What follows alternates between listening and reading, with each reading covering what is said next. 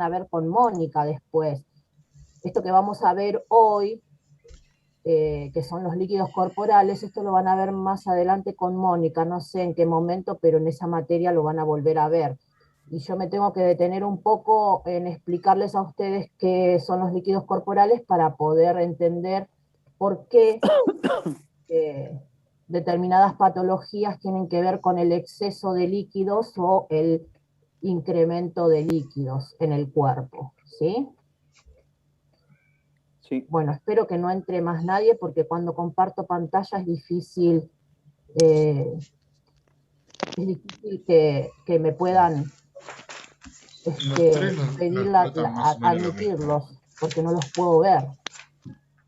¿Por qué no hizo MET, profe, hoy? ¿MIT? ¿Cómo? ¿Por qué no hizo MIT hoy? Después, Porque me paso de horario, Nora, Argentina ¿no? Sí, tiene los Me paso de recursos, horario, tiene Nora. la intención y la ciencia como para poder Y, realizarlo, pero todavía y se está está bueno, avanzando. pero a veces Bolivia tiene los recursos, eh, pero no tiene la tecnología ni la la ciencia. necesidad O sea, por ahora solamente lo exportan. de que ustedes Y puedan Chile no tiene descansar intención de también tratarlos, es solamente lo exporta. imperiosa. Bueno, vamos con los líquidos corporales. Hoy vamos a ver ese tema y vamos a verlo desde el comienzo, ¿no? Que el cuerpo humano tenemos distintos compartimientos donde hay líquidos que se A mí me dispersan costaron siempre los gatos. en el mismo, ¿sí? Tenemos los líquidos intracelulares, que abarca todo el líquido, el total del líquido de las células corporales, y estos son los que contienen solutos, ¿sí? Hacen al equilibrio de electrolitos para el metabolismo. En ellos podemos mencionar el potasio, el magnesio y el fósforo. Este compartimiento de líquido intracelular representa el 40% de todo el peso corporal del individuo, ¿sí? Es la mayor cantidad de peso la dispersa este tipo de líquidos. Después tenemos los líquidos extracelulares, que estos están situados fuera de la célula, ¿sí? Y podemos decir que hay dos compartimientos dentro de los extracelulares, que son los líquidos intersticiales y los líquidos extravasculares, ¿sí? Dentro de los extravasculares tenemos la linfa, el líquido transcelular, que todo esto representa el interior del organismo, o de los órganos, ¿no? Después en los líquidos intersticiales están las células o los vasos sanguíneos, que uno de los líquidos intravasculares es el plasma, el más importante, ¿no? Y representa el 20% del peso corporal, ¿sí? Acá tenemos un gráfico donde ustedes pueden ver, acá tenemos el líquido cefalorraquídeo, el líquido pleural, ¿sí? El espacio intersticial está dado por esta zona, ¿sí? El intersticio está dado por la piel. Por eso cuando decimos que hay edema, decimos que el líquido pasa de un estado de un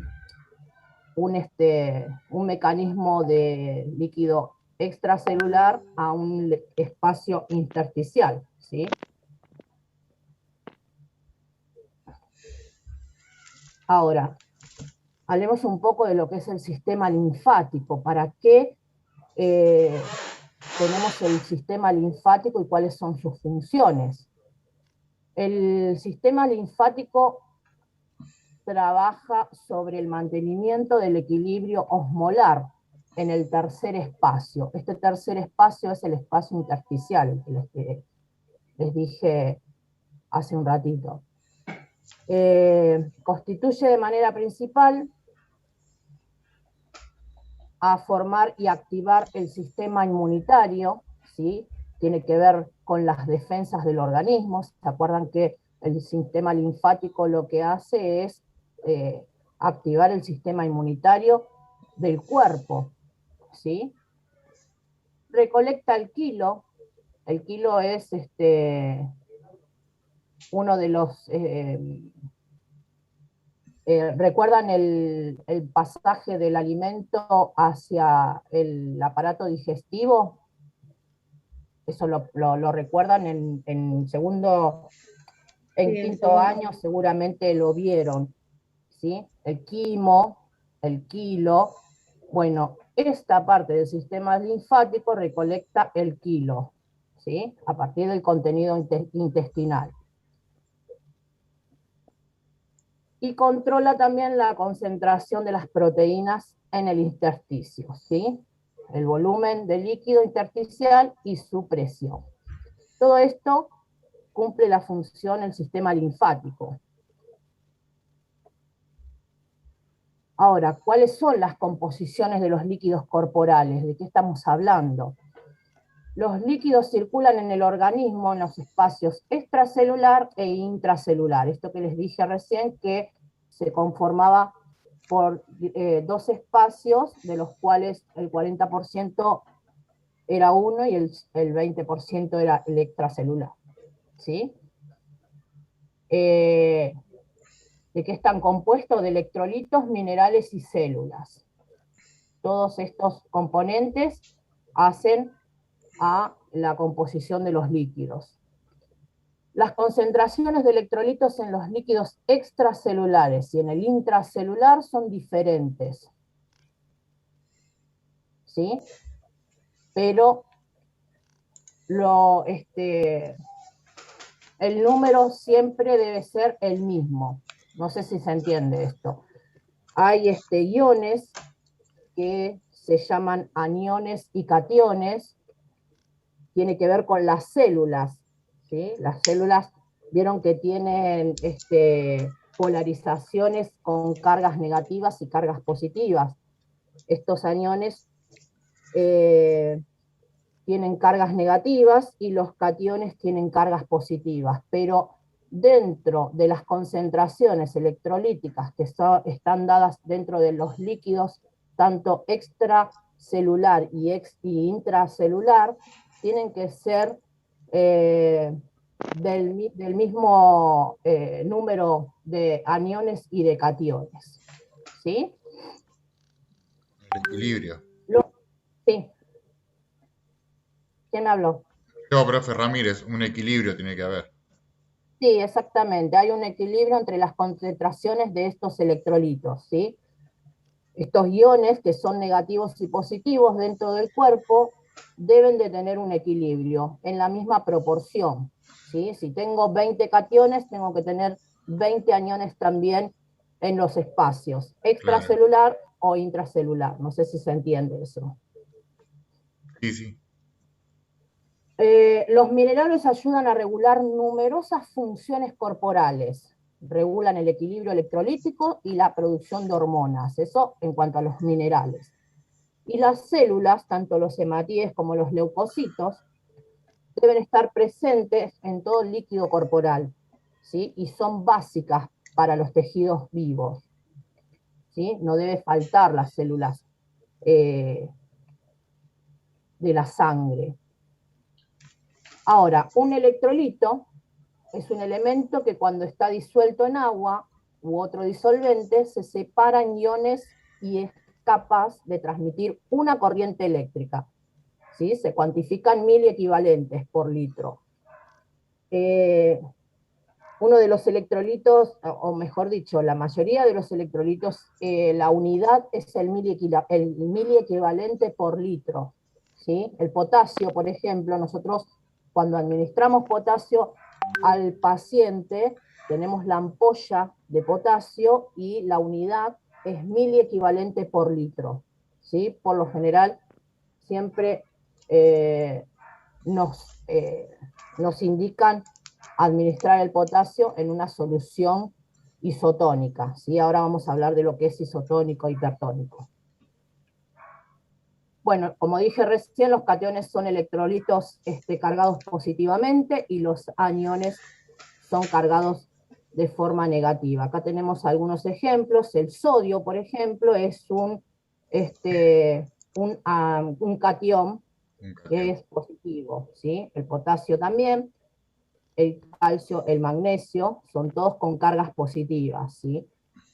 El cloro, el fósforo, el sulfato, ¿sí? Son todos con cargas negativas.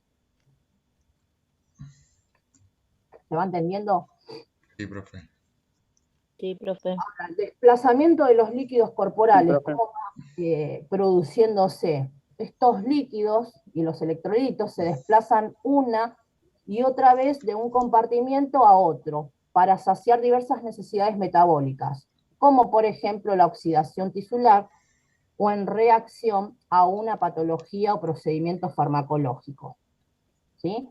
El movimiento de líquidos y electrolitos corporales se genera por difusión, por ósmosis, por transporte activo o por filtración. Estos son los mecanismos que utiliza el cuerpo para poder transportar de alguna manera de un espacio a otro y hacer un equilibrio entre los electrolitos en el cuerpo, ¿sí? Según la necesidad metabólica que tiene el cuerpo, funcionan de esa forma, ¿sí? Tienen métodos o mecanismos que se llaman difusión, se llaman ósmosis, transporte activo o filtración. Tenemos otros más. El movimiento de los líquidos depende de la permeabilidad de la membrana celular, ¿sí? Vamos a ver los ejemplos de cada uno de los métodos de difusión. La difusión se considera una forma de transporte celular pasivo. ¿Esto qué quiere decir? Que no necesita energía para poder transportar el electrolito, ¿sí? O para poder transportarse. La difusión biológica puede dividirse en difusión simple y difusión facilitada. Son dos tipos de difusión, ¿sí? Hay una membrana que nos va a permitir el pase de alguna sustancia o algún elemento que necesite transportar. Acá les puse un ejemplo de una difusión simple. ¿Se acuerdan lo que es el pasaje del intercambio gaseoso? Cuando decíamos que el alveolo debía de transportar oxígeno y eliminar el dióxido de carbono para poder de alguna manera oxigenar la sangre. Esto es uno de los métodos que realiza el cuerpo para poder hacer ese pasaje, ¿sí? La difusión simple. El agua, ¿sí? Va a pasar, el agua es uno de los ejemplos también, como molécula, ¿sí? Fíjense cómo hace el transporte, ¿sí? A la vena, esto es una vena o un capilar, ¿sí? Y hace el transporte, el pasaje. La difusión simple es el transporte pasivo de solutos. Es pasivo porque no necesita energía. Acá lo único que hace es transportar de alguna manera, sencillamente traspasa la membrana, deja el oxígeno y recoge el dióxido de carbono sin necesidad de haber una energía en el medio, ¿sí? Algo que los impulse a hacerlo el trabajo. Bueno, ¿se entendió esto, no? Sí, profe. Sí, profe. ¿No? Esta es la difusión facilitada. Vieron que dijimos que había dos tipos de difusiones, una facilitada y otra simple. La simple era la que vimos recién, que era el pasaje de oxígeno y dióxido de carbono a través de las membranas plasmáticas. Esta es la difusión facilitada, que de alguna manera, como ejemplo, podemos decir la glucosa. ¿Se acuerdan que nosotros decíamos que para hacer el transporte de la glucosa a la célula debía de haber una llave, que esta era la insulina, ¿sí? Este tipo de partículas de difusión es la que se usa porque son sustancias grandes. La glucosa es una sustancia grande, ¿sí? De alguna manera es una sustancia en la cual necesita tener una llave, ¿sí? Esto que ven acá, hagan de cuenta que es una glucosa, donde permite acá la insulina el transporte, ¿no? Abre la llave, se conecta la glucosa a través de la membrana de la insulina y permite el pasaje hacia la célula. ¿Sí? Eso es una difusión facilitada, es de una sustancia grande que permite y tiene un pasaje de una concentración grande hacia una menor concentración. Esta es la menor concentración, ¿sí? Hay muy poca glucosa, entonces la glucosa está en el exterior de la célula, ingresa Sí. a la célula para dar energía a todo el organismo. Y dijimos que otro de los mecanismos también para equilibrar el organismo a través de los electrolitos era el método de ósmosis, ¿sí? Ahora, la osmolaridad total de cada uno de los 3 compartimentos es de 300 miliosmolares por litro, ¿sí? El plasma tiene alrededor de 1, pero el compartimento total es de 300, ¿sí? La ósmosis es el paso del disolvente, por ejemplo el agua, a través de una membrana semipermeable desde el medio donde existe una concentración menor a una concentración mayor. Fíjense el ejemplo que les puse acá. Esto es una membrana permeable, ¿sí? Este es el líquido o disolvente, en este caso puede ser agua, ¿sí? Esto es una solución diluida, y hace el pasaje, atraviesa la membrana semipermeable para poder pasar de una concentración que es menor a una concentración que es mayor, ¿sí? Esto es una concentración menor, pasa a la membrana plasmática a una concentración mayor, ¿sí?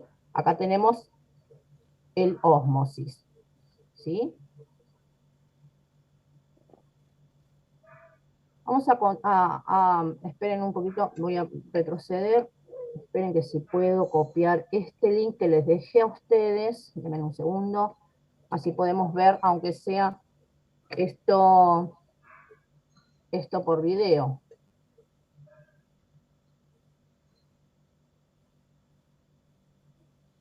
¿Hay alguien que quiere entrar? No, ¿no? Sí, hay unos cuantos, profe. Varios compañeros, profe. Sí, profe, hay varios compañeros que quieren ingresar. Dígale que ingresen, por favor. A ver. Bueno. Eso pasa cuando están, a algunos se les va el internet, ¿no? Sí. Sí, Esteban avisó que Pasa. se le fue el internet y lo sacó y cuando quiso volver a ingresar ya usted estaba compartiendo pantalla. Claro, no los puedo ver, por eso no los puedo ingresar. ¿Sigo compartiendo pantalla o no me ven? Le vemos la foto. Ahora no se ve, profe. Ah, listo. Bueno, sigamos compartiendo pantalla que quiero, a ver, quiero, esto no.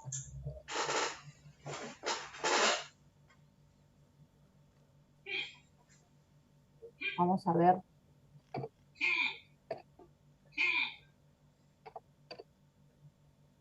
Vamos a ver si puedo compartir con ustedes este videíto que les puse en la filmina.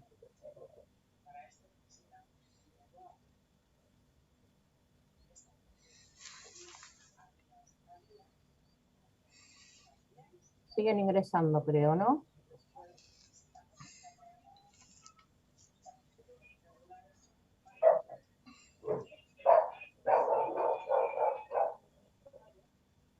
A ver si lo vamos a hacer. ¿Eso es mío, chicos? Sí, profe. Sí, profe. Eso es de usted. Perdón, Está viendo, escuchando a Rick Bars y Yassi Amra. No era la idea esa. No importa, por lo menos nos está Esa compartiendo no era un poco la de idea cultura compartir musical. esos temas. Esperen que veo si... ¿Escuchan o no? Sí, se escucha muy bajo, pero se escucha.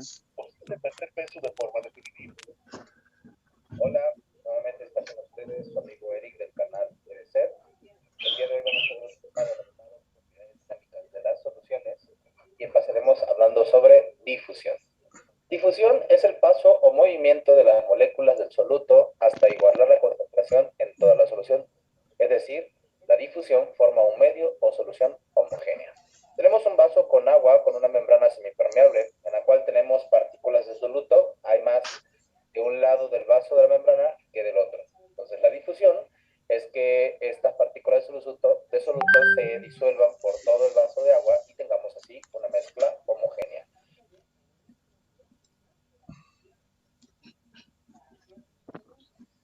La segunda propiedad dinámica es la ósmosis, que muchos de ustedes tal vez conocen. Ósmosis es el paso del agua a través de una membrana semipermeable desde una solución con mayor concentración hacia otra con menor concentración de solutos. Vemos la gran diferencia o la principal diferencia que existe entre difusión y ósmosis. Difusión es el paso del soluto y la ósmosis viene siendo el paso del agua específicamente, agua.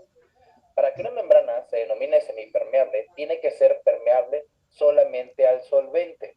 En esta imagen tenemos moléculas de agua y así tenemos moléculas de sal o de cloruro de sodio, que están separadas por una membrana semipermeable. Existe mayor concentración de sal del lado derecho que del lado izquierdo. Por lo tanto, como nos dice la definición, el agua se empezará a mover desde un lugar de menor concentración a uno de mayor concentración. Por lo tanto, el agua del lado derecho del vaso empezará a aumentar su nivel y del lado izquierdo empezará a disminuir su nivel. Hasta ahí porque La ósmosis rige el movimiento de los líquidos corporales entre el espacio intracelular y el extracelular e influye, por lo tanto, en el volumen de líquidos de estos espacios. Es decir, que dependiendo de la concentración de solutos que contengan los líquidos en los espacios celulares o extracelulares, pues el agua se moverá hacia ese lugar. Por último, veremos diálisis, que también es otra propiedad dinámica de las soluciones. ¿Qué es la diálisis? Es la separación de moléculas de una solución a otra y que depende de su capacidad para permeable. Las membranas dialíticas, es decir, las que pueden dializar, son permeables al agua y a solutos cristaloides, pero no a coloides. Vemos que en la difusión pues era el paso de partículas de soluto, es decir, cualquiera. En la ósmosis es de agua y la diálisis va a ser selectiva, solamente algunas partículas de soluto. hasta ahí lo vamos a dejar porque diálisis no vamos a ver en este Power, ¿sí? ¿Más o menos se entendieron? Sí, profe. ¿Quedó afuera? Sí, profe, se entendió. ¿Aruquipa quedó afuera, chicos? No, dijo que ya estaba, que ya había ingresado. ¿Está? Porque acaba de mandar un mensaje. Bueno, seguimos. Seguimos porque si no, no vamos a terminar.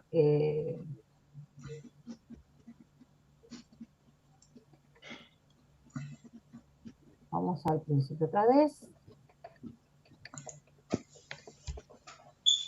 Ahora vamos con el transporte activo. Todo lo que vimos recién era transporte pasivo que tenía que ver con la no necesidad de energía, ¿sí? En este transporte activo sí vamos a necesitar energía porque va a querer traspasar de una concentración de menor a mayor concentración, pero con un gradiente que necesita indefectiblemente de la energía para poder pasar, ¿sí? El gradiente va hacia arriba, esta es la corriente con la que va a estar pasando una sustancia y la solución o el soluto va a pasar en contra de ese gradiente, ¿sí?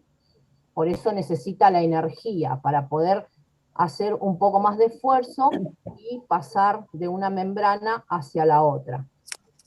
Claro, y cuando consuma energía va a ser en contra de la gradiente. Y Claro. a favor de la gradiente es cuando lo hace, o sea, no gasta energía porque lo hace de manera natural, por decirlo así. No me Sí. sale la palabra. observen lo que es filtración también, ¿sí? Filtración también utiliza movimientos de las cuales necesita pasar la membrana, ¿sí? Hidrostática en este caso. Este es el caso de los capilares sanguíneos, ¿sí? Lo que necesita para transporte es una membrana plasmática que requiere también de una energía porque el gradiente va a ser de concentración de una... pensé que me estaban hablando, perdón. De una concentración del gradiente a una carga eléctrica, ¿sí? Observen el transporte pasivo, por aquí va a pasar todo lo que es la concentración de sangre. El capilar, a ver si lo puedo bajar. El capilar o los capilares sanguíneos hacen ese transporte, ¿sí? Tienen distintos gradientes, entonces hay que hacer el traspaso con energía también.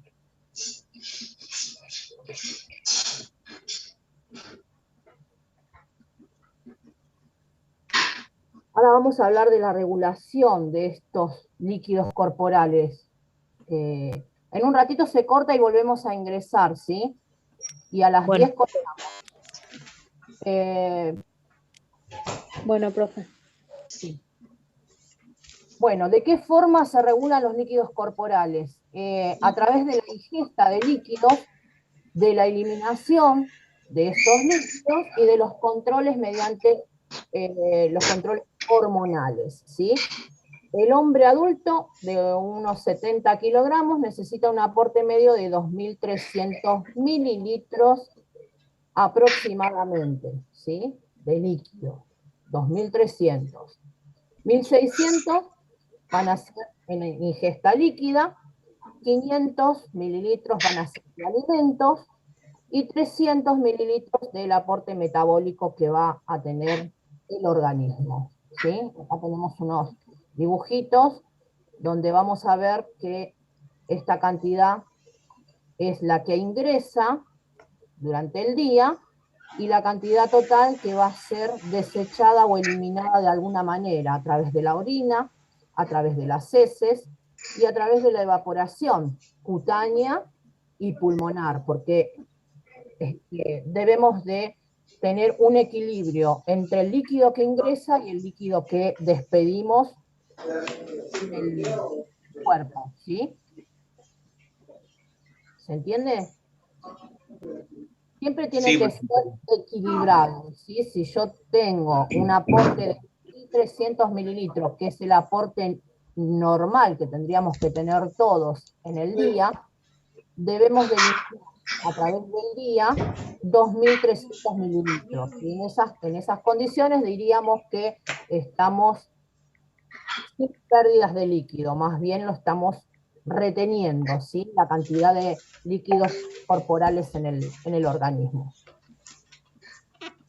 Bueno, los principales estímulos fisiológicos del centro de la sed. Acá tenemos un aumento de la osmolaridad del líquido. No me voy a detener mucho en esto porque si no vamos a perder mucho tiempo, pero en todo esto que dice aumento de la osmolaridad del líquido extracelular, hay una deshidratación en el centro de la sed, ¿sí? La reducción de volumen de líquido extracelular y de la presión arterial, y hacen también a un centro de la sed, la pérdida de volumen sanguíneo, tanto sea las hemorragias, ¿sí? Lo que tenga que ver con pérdidas, hacen a un aumento de la sed y el aumento de la angiotensina. ¿Sí? Angiotensina es una hormona que está dada para tener un equilibrio en la sed, ¿sí?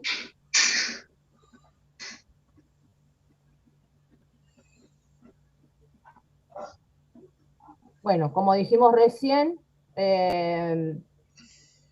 De alguna manera, la regulación de la eliminación de los líquidos corporales está dada por los órganos, que son los riñones, a través de la orina, la piel a través de la sudoración, los pulmones a través de la respiración, ¿sí? Cuando respiramos, inhalamos y exhalamos, vamos de alguna manera perdiendo partículas de gotas de flujo, ¿sí?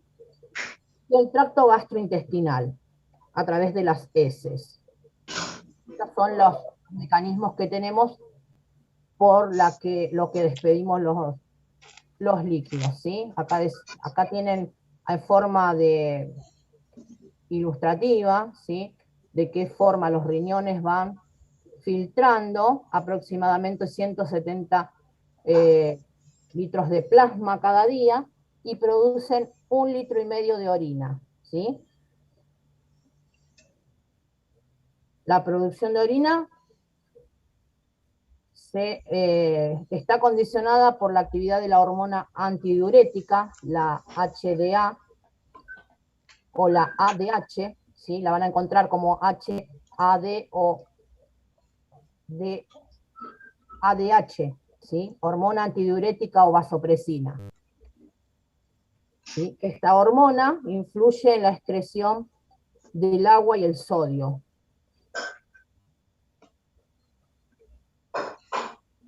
La eliminación de los líquidos de la piel, más o menos en un promedio de 600 mililitros por día, ¿sí?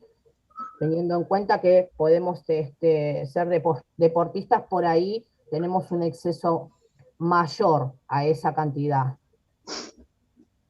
Pero eso son pérdidas sensibles, son pérdidas que hacen al organismo, ¿sí?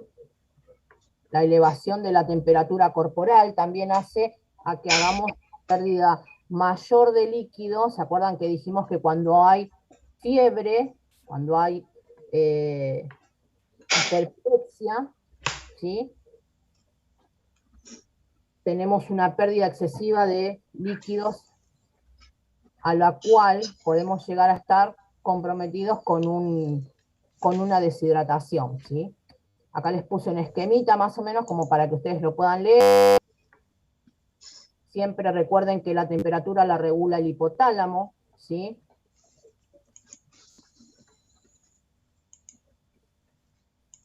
La eliminación de líquido a través de los pulmones, ¿sí? Hay una pérdida de 300 mililitros día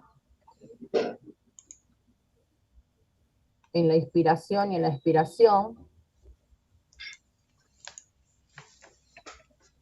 Y las pérdidas gastrointestinales a través de las heces, ¿sí? 100 mililitros por día, más o menos. Alrededor de esa cantidad estamos eliminando a través de la materia fecal. Y dijimos también que tenía que ver con la hormona, la vasopresina, ¿sí?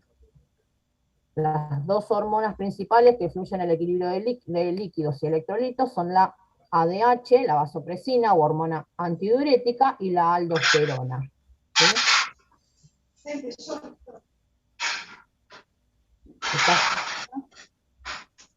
Van a trabajar en la parte renal para a través de ella hacer la eliminación de sodio y potasio. Si hay un déficit de líquido, o sea que si hay una hemorragia o hay diarreas, ¿sí? Hay un descenso también de la presión arterial. Recuerden que cuando hay una disminución de líquido, el corazón funciona mucho más haciendo un gasto cardíaco elevado, ¿sí? Recuerden lo que hablábamos cuando decíamos que la insuficiencia cardíaca estaba dada por ese mecanismo, ¿no? Ese mecanismo de compensación, cuando no había una buena circulación o no había un gradiente de sangre hacia el organismo, teníamos una descompensación cardíaca. Bueno, las concentraciones de líquidos corporales. Acá vamos a...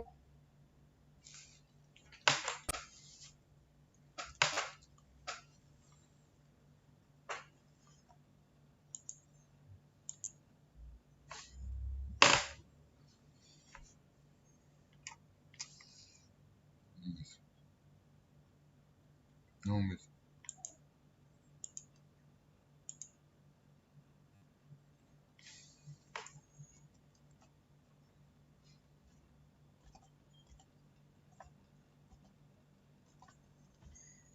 No, un beso. Es un beso. Caramba.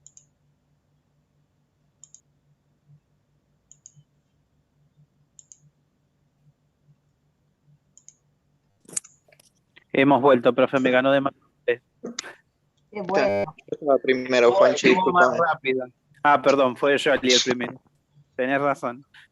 ¿Van entendiendo más o menos los líquidos corporales? Sí, Sí, profe. porque Solo me a perdí mí- los primeros 15 minutos de clase. Se perdió todo entonces. Sí. No, hace rato sí ya estaba, pero justo cuando ya empezó a compartir me conecté seguramente y ya no me aceptaba. No lo puedo ver. me ¿Cómo hizo que acordar a lo que explicaba un poco la profe el año pasado de biología y de anatomía, cuando explicaba a favor de la gradiente, en contra de la gradiente, los líquidos. Ah, sí, Ok, justamente, sí. Mi cabeza estaba yéndose a la voz de la profesora. Y La explicación profesora de que la tenía clase. un difícil apellido. Cristina. No. Cristina, no, yo me acuerdo que tenía una pizarrita re chula y nos hacía dibujitos. Pero el todo. apellido, ¿te acordás, Juanchi, que era muy difícil? Freis Belén. Lickler. No, es Freis Belén. Freis Leven, chicos. ¿El nombre? ¿No se acuerdan? No. María Freis Cecilia, me Leven. parece Sí, que era. María Cecilia Freis Leven, sí. Sí, creo que es médica, ¿eh? Si no me equivoco. Sí, es médica. No me Sí, equivoco, sí. es médica. Bueno, estamos hablando de una profesional de aquellas, ¿no? Tiene muy claro lo que es todo lo que es la parte de anatomía. Sí.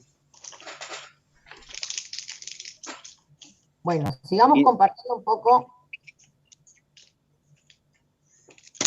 A ver si terminamos temprano y nos vamos a comer. Sí, profe, tengo hambre. Sí, A mí Voy a comer un yo chocolate. también tengo hambre. Bueno, a ver, íbamos hablando un poco. A ver, vamos a admitir a alguien que acá me está pidiendo que lo admita.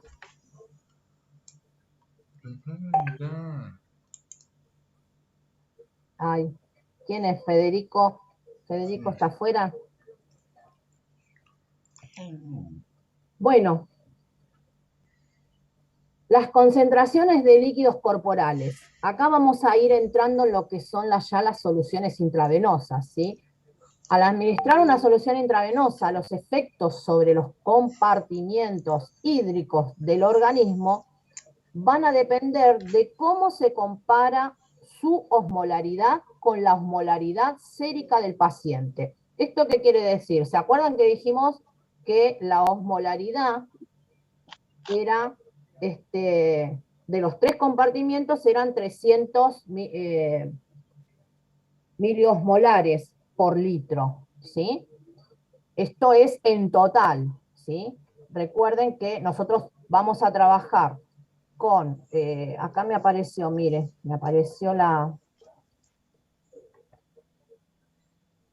nosotros vamos a trabajar con soluciones, tanto isotónicas como soluciones hipertónicas y soluciones hipotónicas, ¿sí? Según el caso o la patología que tenga el paciente, vamos a administrar este tipo de soluciones. Lo que tenemos que tener bien en claro cuando trabajamos con las soluciones intravenosas es de qué estamos hablando cuando estamos trabajando en ellas, ¿sí? Acá tenemos un ejemplo de las soluciones isotónicas. Las soluciones isotónicas tienen la misma osmolaridad que el suero y otros líquidos del organismo. ¿Esto qué quiere decir?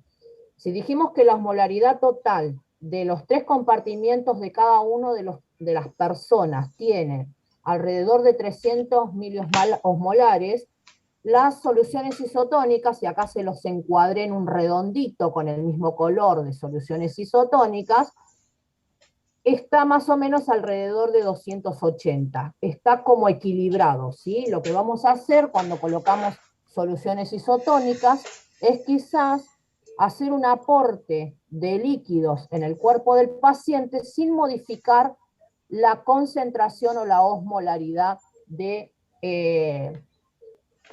la sangre del paciente. ¿Se entiende?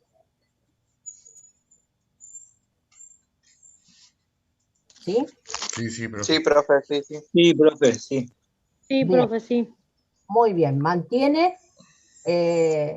la misma cantidad de electrolitos, mantiene la misma cantidad de sustancias o de O células. sea, a nivel celular no va a haber modificación. No va a haber nada de modificación, porque lo que estamos colocando es una solución que tiene la misma cantidad de osmolaridad que la sangre, o que los líquidos corporales, mejor dicho, ¿no? Cuando dijimos que los líquidos corporales estaban a nivel intravascular y extravascular, todo eso que son los compartimientos que tenemos en el cuerpo, ¿sí? Tiene 300 miliosmolares por litro. Las soluciones isotónicas mantienen esa osmolaridad en el cuerpo del paciente, o sea que nosotros, si necesitamos el aporte de algún líquido, siempre lo vamos a hacer en soluciones isotónicas, ¿sí? En el caso que nos pidan otro tipo de soluciones, va a estar dado por la complicación del paciente. ¿Se entiende? Ahora, les puse este dibujito y observen bien, esta solución que está en color azul es una solución fisiológica de cloruro de sodio al 9%, y esta solución también es otro tipo, ¿sí? Es una solución fisiológica al 0,9%, ¿sí? De sodio, cloruro de sodio.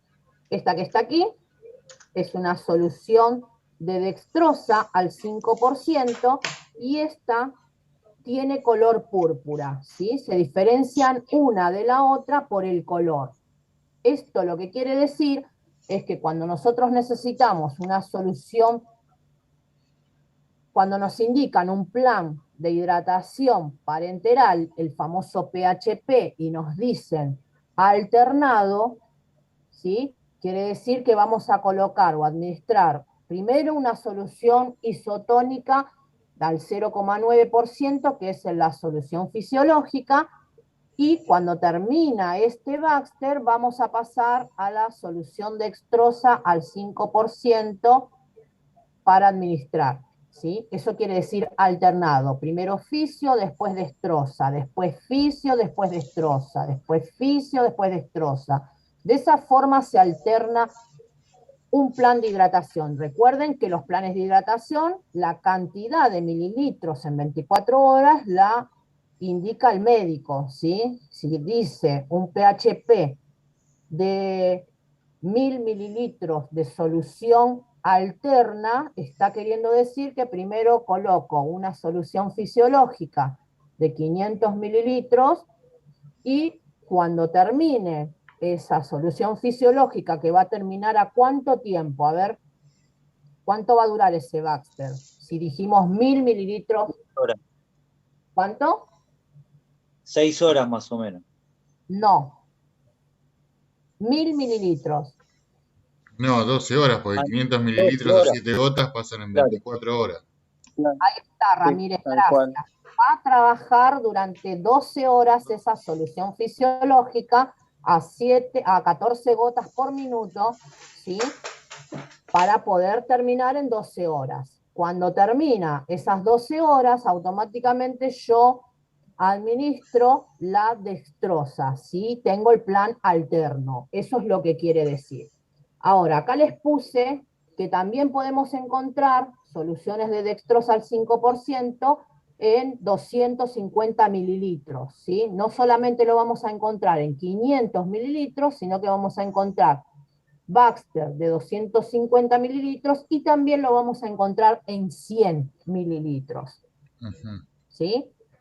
La agua para inyección viene de color naranja, no la encontré, si no le hubiera puesto acá a ustedes un Baxter, pero este Baxter de agua para inyección lo vamos a utilizar, viene casi de 2 litros, creo que viene, no recuerdo bien, pero viene un Baxter enorme, casi de 2 litros, donde se utiliza para hacer el lavado continuo, ¿sí? Ese famoso lavado continuo de vesical, Claro. ¿sí?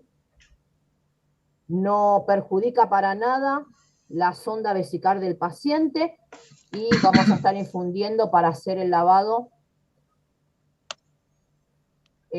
administrando ese tipo de solución. Y también es isotónica. Sí, isotónica. Bueno, ahora pasemos a las soluciones hipotónicas, ¿sí?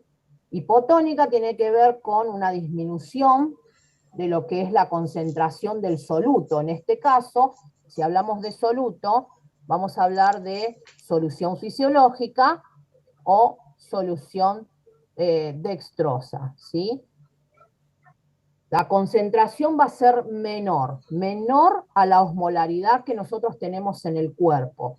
Dijimos que la osmolaridad normalmente es de 300 y las soluciones hipotónicas más o menos van a estar alrededor de 200 miliosmolares por litro, ¿sí? Es menor la osmolaridad. Eso produce que la célula se hincha, se inflama, ¿sí? ¿Se entiende? Retiene más líquido. Ah,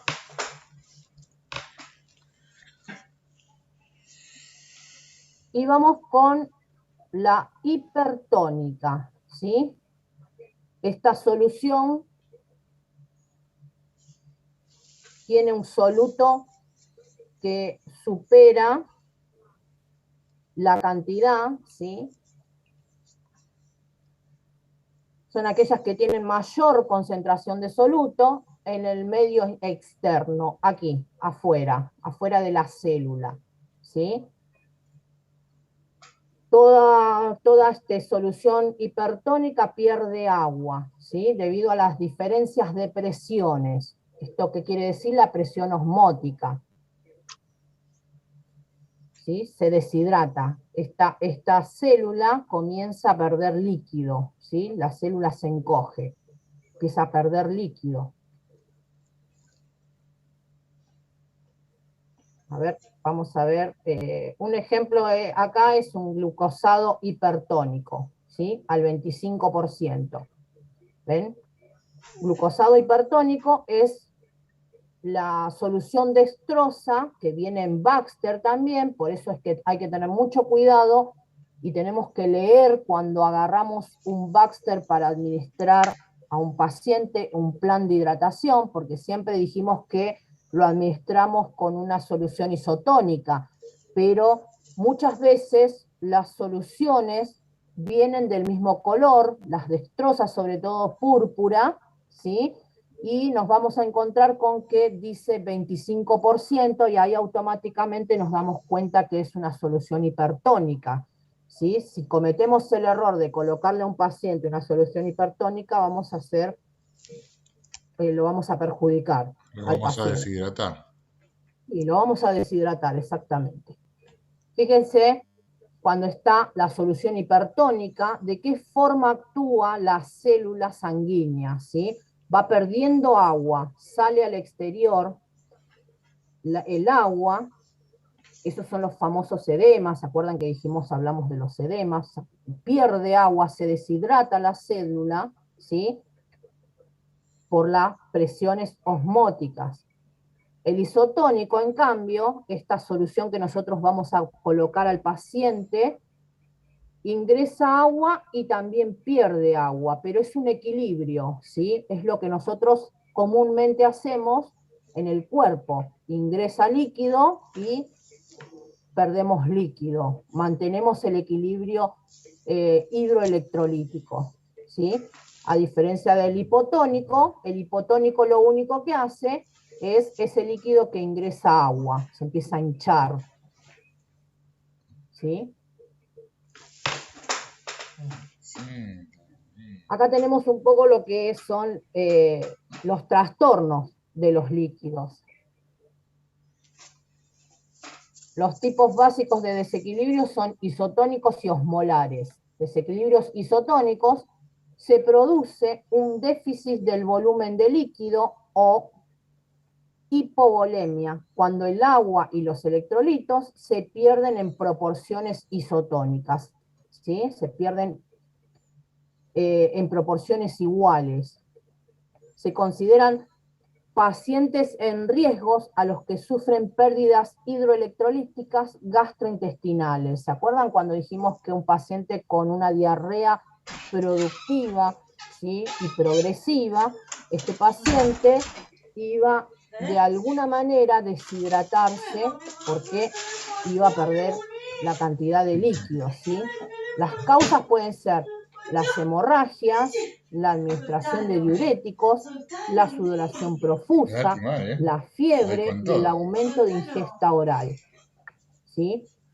Cuando decimos de hemorragias estamos hablando también a nivel gastrointestinal, las hemorragias digestivas altas o las hemorragias digestivas bajas. De alguna manera el paciente está perdiendo sangre, de los cuales hay que reponer, ¿sí? ¿Cuáles son las manifestaciones clínicas de estos tipos de pacientes? Seguramente va a haber una hipotensión postural. Esta hipotensión postural está dada por una hipotensión ortostática, ¿sí? El paciente que tiene una hipotensión ortostática es aquel paciente que se levanta de la cama, se para y automáticamente cae al suelo por una hipotensión, ¿sí? Se desvanece el paciente, no siente que está hipotenso. ¿Se acuerdan que nosotros dijimos que la hipotensión tiene signos y síntomas, de los cuales el paciente lo puede manifestar de alguna manera? Estas pacientes que tienen una hipotensión ortostática o una hipotensión postural, de ninguna manera sienten los signos y síntomas de hipotensión, sino que cuando se levantan, automáticamente la presión desciende rápidamente y se desvanecen. Esas son las hipotensiones ortostáticas. Van a encontrar taquicardia en ese paciente, arritmias cardíacas, sequedad de las mucosas, turgencias cutáneas, ¿sí?, reducidas por la sed, confusión, pérdida de peso, llenado venoso lento, letargia, oliguria, pulso débil. Todo eso hace a una deshidratación, ¿sí? Todos estos signos y síntomas hacen a una deshidratación, ¿sí? La taquicardia porque está el corazón trabajando el doble de lo que debería de trabajar por esa falta o por esa disminución de líquidos, ¿sí? La volemia está disminuida. La volemia es la cantidad de líquido circundante que hay en el cuerpo del paciente. ¿Pero vos lo sabés o no lo sabés? Y los signos de laboratorios: van a encontrar una densidad urinaria mayor a 1025. ¿Se acuerdan que les di un esquemita de cuánto debe tener la orina como densidad? Hay un aumento del hematocrito, ¿sí? Hay un incremento del nivel de nitrógeno ureico en sangre, el boom. Hipotensión. ¿Sí? Esto tiene que ver con la orina, ¿sí? Hay un estudio que se puede realizar que se llama boom, y ahí podemos encontrar un incremento. ¿Puedo hacer una pregunta, profe? Sí, ¿quién me habló? Ramírez, Ramírez, ¿no? sí. Sí. Ayer conversando con mi señora en la hipotensión ortostática me contaba que una paciente podía llegar a tener como convulsiones, ¿puede ser? No he presenciado nunca una convulsión en una hipotensión ortostática. He presenciado muchas hipotensiones ortostáticas porque he trabajado un tiempo en la parte de ginecología, donde las pacientes pierden muchísima sangre cuando se hacen abortos o cuando... Una hemorragia posparto, dice. Claro, también, hemorragias pospartos, abortos incompletos, donde la paciente pierde muchísima sangre y se levanta sin avisar porque cree que puede llegar al baño y se cae automáticamente. No presencié nunca una A ver, convulsión papi, decía de- por eso, Claro. por esa No, causa. Pero puede ser, no digo que no. Ah, bien. A mí, por suerte, no me pasó y no tengo registro de que haya pasado. Por ahí le pudo haber pasado a su señora porque pudo haber tenido también algún indicio de que tenga preeclampsia o haya tenido preeclampsia la paciente. Claro, a ella le pasó y no sabía, nunca le había pasado, me dijo, y justo salió el tema. ¿A ella en especial como enfermera o a ella como paciente? No, a ella como enfermera. Ah, a ella como enfermera. ¿Y la paciente qué era? ¿Una embarazada? No, un parto normal. Un parto normal, dice. Parto normal. Trabajando. Sí, es raro. No, Es Con raro. Por lo hemorragia. general, no, puta. claro. Nunca me pasó, ya le digo. He trabajado muchísimo tiempo en la parte de obstetricia, en la parte de ginecología benigno, maligno, y no me pasó. Sí me pasó las hipotensiones ortostáticas así, pero no con convulsiones. A eso me refiero. Probablemente haya estado incursionando algo la paciente. No puedo decirle que sí ni que no, Ramírez. Ah, listo. Que Es Porque bueno saberlo. averigüe ella, que estudie ella. No, no le diga eso. Bueno, desequilibrios osmolares acá, de los desequilibrios.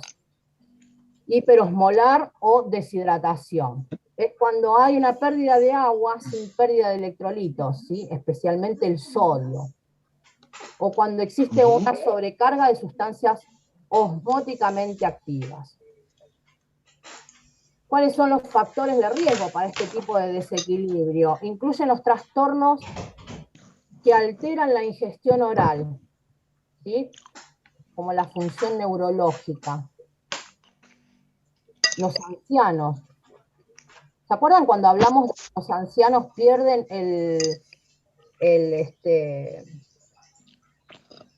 la sensación de la sed?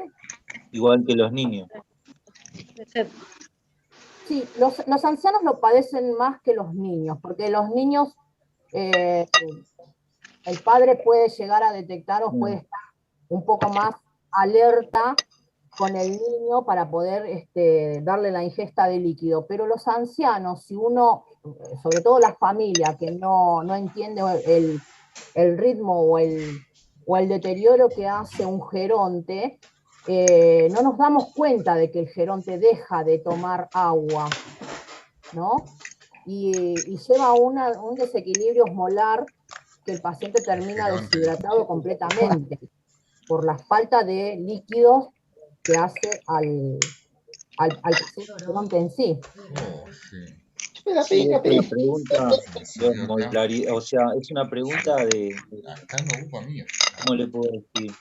De la ¿Cómo? recolección Ese de datos, quedó fin chiquito. fundamental, cuando se atiende a una persona adulto mayor. ¿Y el huevo? Supuestamente. ¿Qué le preguntaría? ¿Y hace cuánto fue la última ingesta de líquido? Eso es, o sea, si nosotros lo vamos a atender o viene La cagaste. a donde nosotros estamos, es una de las preguntas que tenemos que hacer. Igual, ya teniendo la tensión arterial un poco baja, algo nos va a dar indicio, ¿no? Mire, Pablo, el Sí. paciente geronte, lo primero que tenemos que valorar es el estado de conciencia del paciente, si está ubicado en tiempo y espacio primero, para saber si está lúcido. Si no Claro, está si no lúcido, está- lamentablemente cuando nosotros le preguntemos cuándo fue la última vez que bebió un trago de agua, nos va a decir en el 2008. Claro, sí. No, bueno, y además en el tema de los ojos, ahí también se detecta un poco la deshidratación de la persona, ¿no? Sí, en el hundimiento de los En la ojos. piel.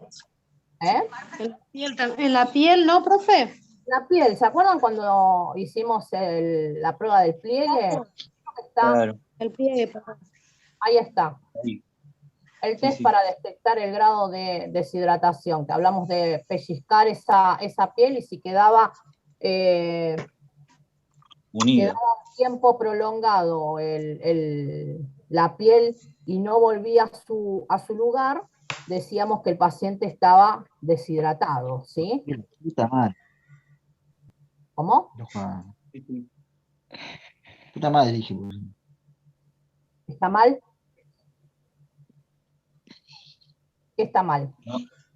No, hay un compañero que tiene el micrófono abierto. Ah, perdón. Oh. Bueno, ¿cuáles son las manifestaciones clínicas de este tipo de pacientes? Las mucosas secas, ¿sí? La piel enrojecida, la sed, pueden tener hipertermia también, irritabilidad, convulsiones, dice.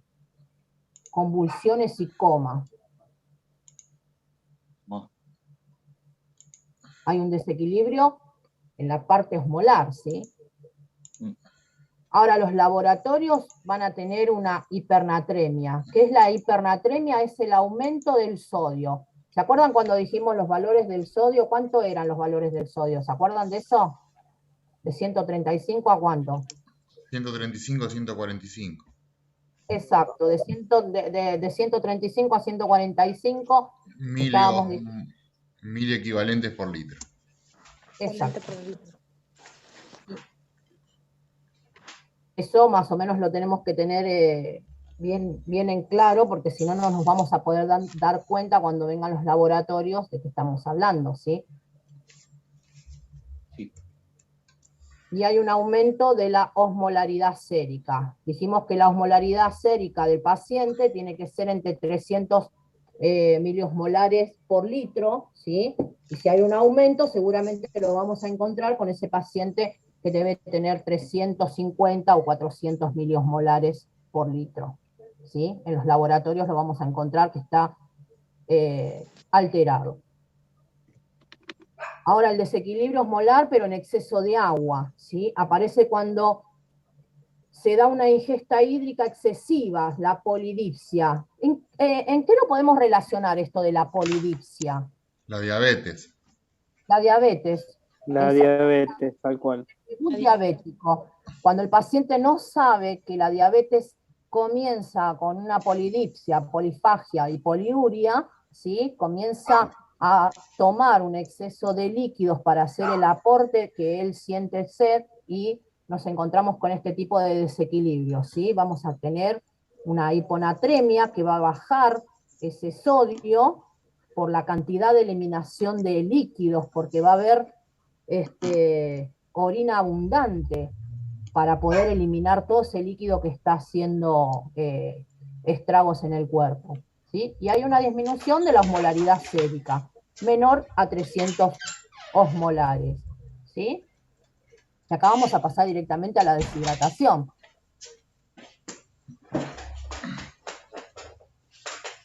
Deshidratación de 5 a 10% del total del agua de nuestro organismo es una deshidratación moderada, ¿sí? Si hay una deshidratación mayor al 20%, ya decimos que es una deshidratación grave.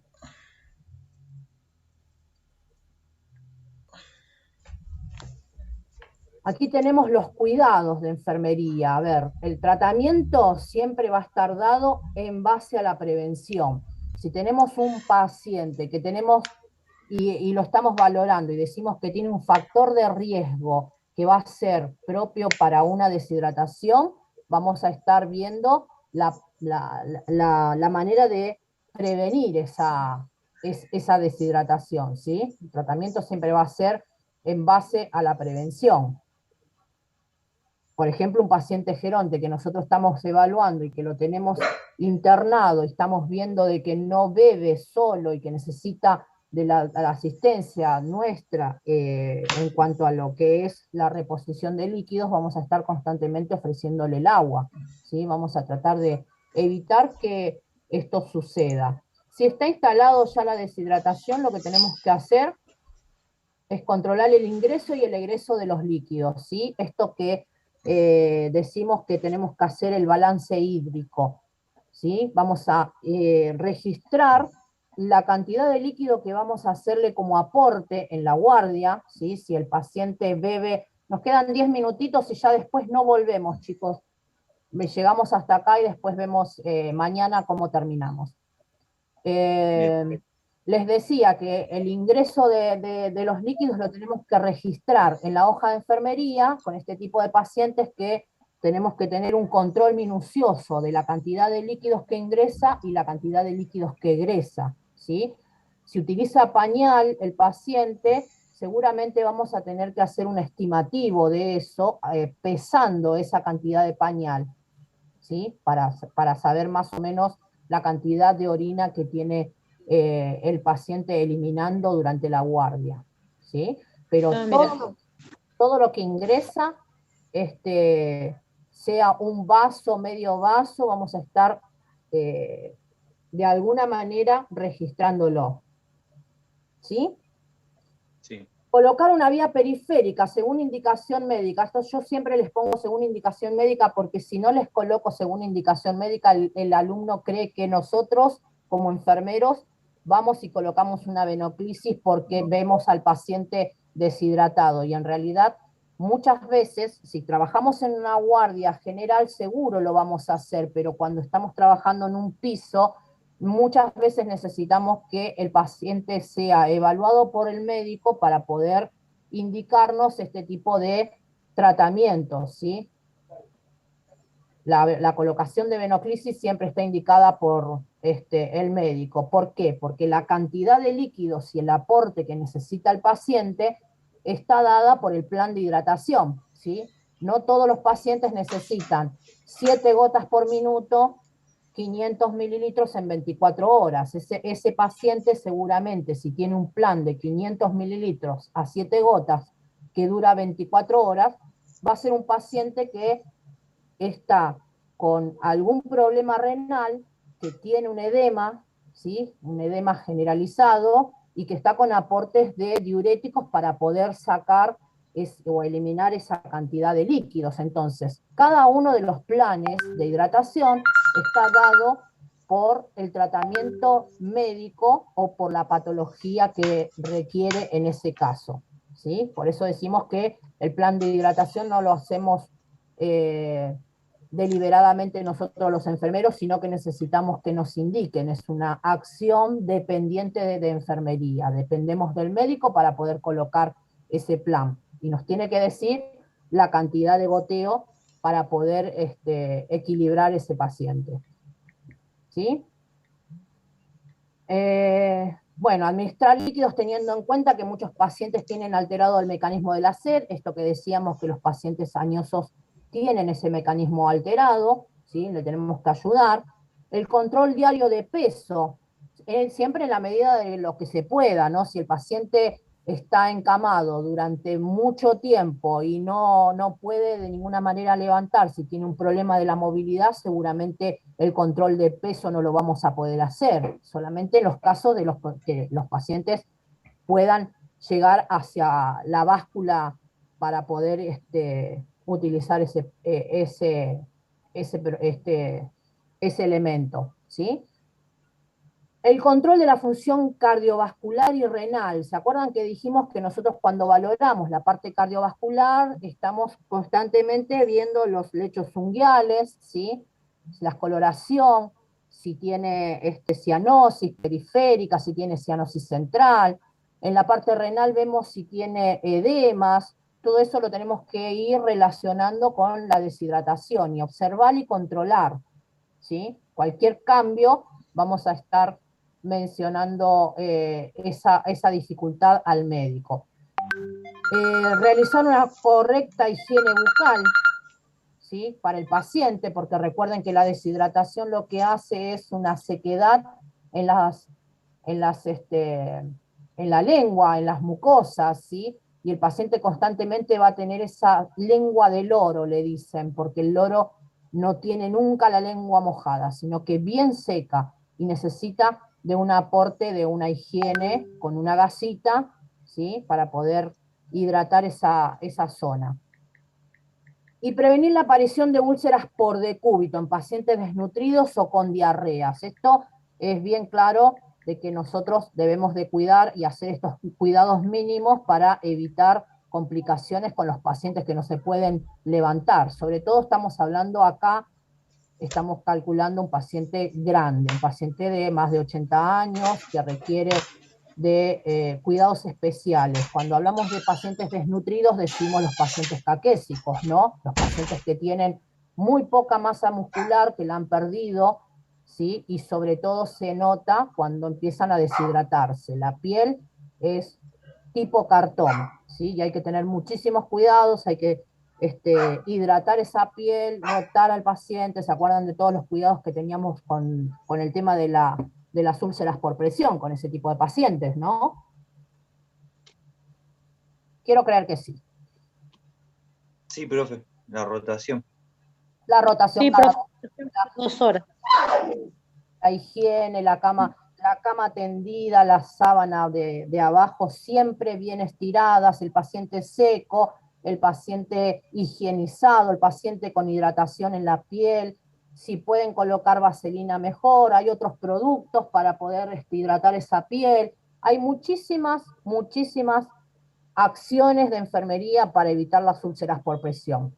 Yo no les mostré a ustedes y ahora no tengo mucho tiempo porque van a cenar, pero mañana voy a mostrarles las fotografías de lo que son las úlceras por presión de grado 4, donde son muy difíciles de hacer la curación. No son imposibles, pero son muy difíciles y son muy caras, porque los productos que utilizamos para regenerar ese tejido es muy caro y a veces los costos no dan en los hospitales para poder paliar esa complicación que es propio de enfermería. Eso es un descuido de enfermería, es un descuido del personal de salud que no ha tenido la deferencia de realizar acciones mínimas para prevenir esas apariciones de úlceras por decúbito.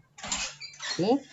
Bueno, lo dejamos acá y nos vamos a cenar, ¿les parece? Sí, profe. Bueno, Bueno, profe. Ya descansar usted también. Sí, me quiero dormir. Nos vemos si Dios quiere, mañana. Bueno, profe. Lo que buenas noches. y nada, mañana continuamos. Gracias. Ok, profe. Hasta mañana, Gracias, profe. Buenas noches, profe. Gracias por todo.